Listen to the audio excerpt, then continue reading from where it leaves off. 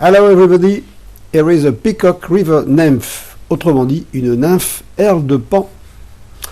Pour cela, nous aurons besoin d'hameçon BL500 Hands en taille 12, du Globrite vert fluo numéro 12, du fil Vivus noir 12,0, des billes tungstène noir en diamètre 2,8, du Earl de Pan et du Cross Dub UV de chez JMC en mélangeant un petit peu de fibre olive et de fibre rose foncé.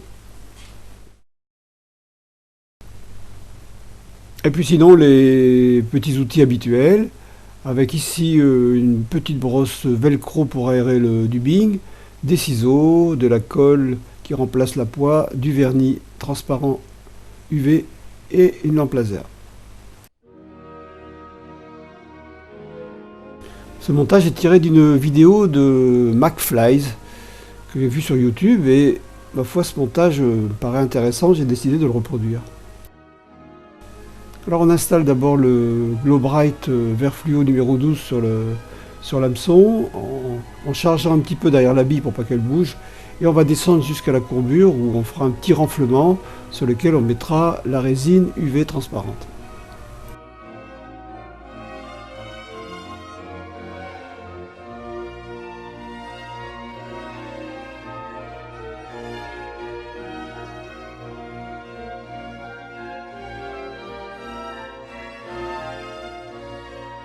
Alors avant de poser la petite goutte de vernis, on va ramener le Globrite jusqu'en tête et on va le fixer avec le fil Vivus.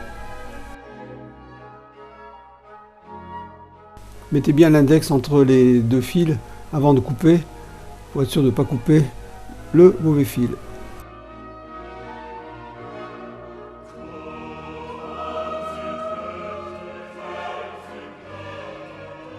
Donc toujours pareil, une toute petite goutte de vernis UV qu'on va poser à l'aiguille et non pas directement avec le flacon. Et ensuite quelques applications de la lampe laser pour le polymériser.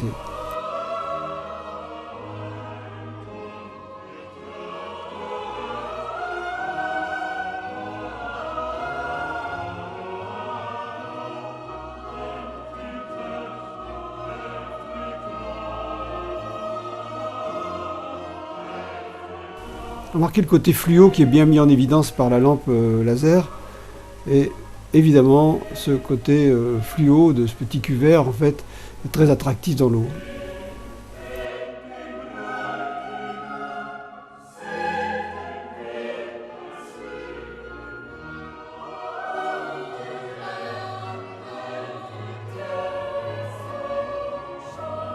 Alors on va continuer le montage en venant installer le fameux peacock, c'est-à-dire le pan. Donc on va prendre deux Earl de pan dont on va couper les extrémités et qu'on va enrouler un peu torsadé sur la hampe de l'hameçon.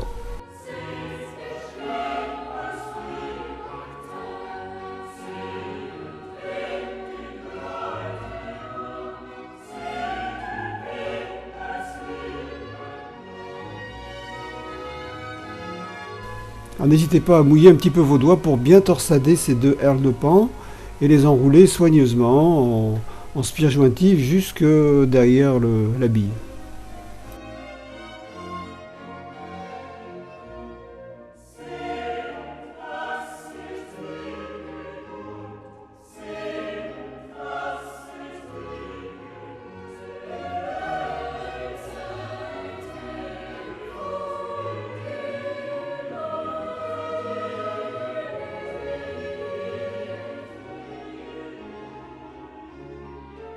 En arrivant derrière la bille, faites 2 ou 3 tours supplémentaires pour bien combler l'espace qui va forcément se créer à cet endroit-là.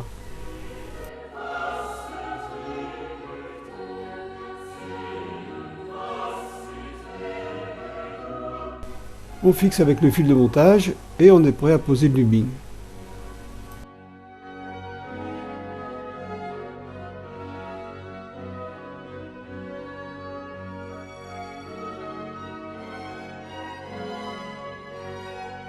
Un petit peu de poids ou un petit peu de colle sur le fil pour bien faire adhérer le dubbing qu'on va poser maintenant.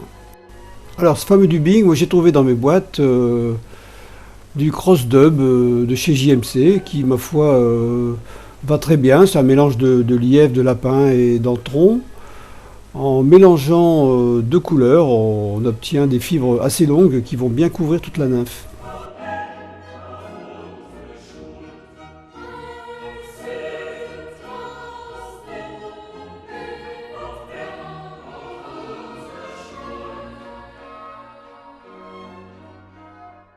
Là, c'est pas la peine d'en prendre beaucoup, hein. Il suffit d'une petite pincée, on l'enroule bien sur le fil de montage qui a été poissé par la colle, et puis on va enrouler tranquillement derrière la tête avant de l'aérer.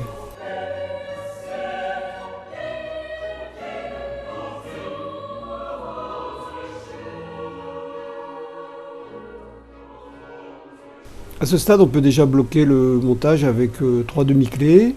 Une première dans un sens, la deuxième dans un autre, et la troisième dans le sens du premier. Ça évite au nœud de se défaire quand c'est fini.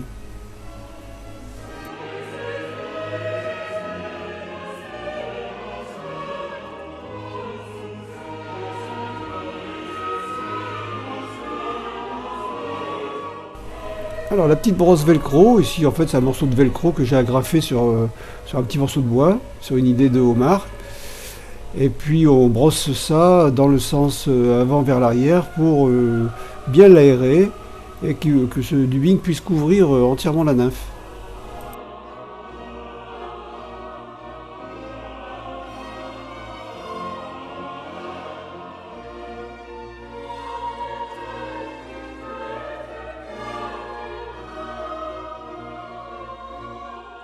Voilà, il reste juste à faire une petite toilette en coupant un peu tout ce qui dépasse, que ce soit pas trop long.